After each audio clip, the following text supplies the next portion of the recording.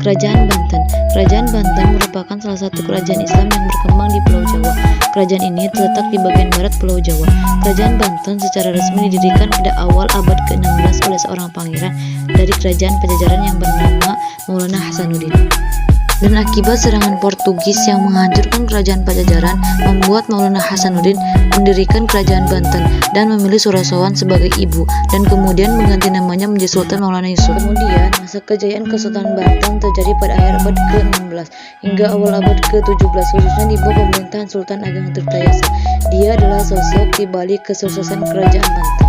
Ia berkuasa pada tahun 1651 sampai 1693. Selama periode ini, kerajaan Banten mencapai kemakmuran di wilayah barat Pulau Jawa.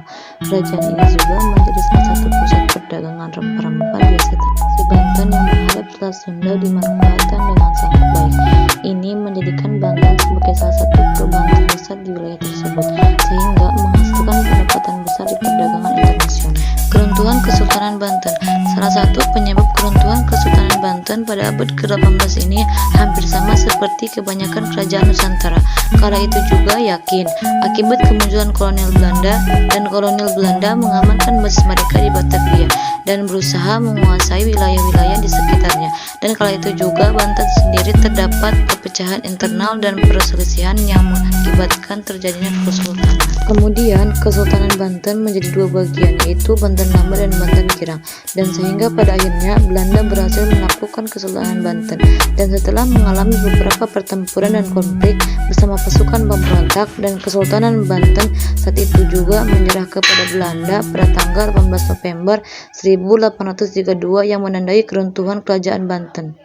Nama-nama Raja Banten itu Syarif Hidayatullah, Maulana Hasanuddin, Maulana Yusuf, Maulana Muhammad atau Pangeran Ing Ratu Banten. Peran penting Kesultanan Banten. Peran penting dalam Kesultanan Banten yaitu penyebaran agama Islam di Nusantara, khususnya di wilayah Jawa Barat, Jakarta, Lampung, dan Sumatera Selatan.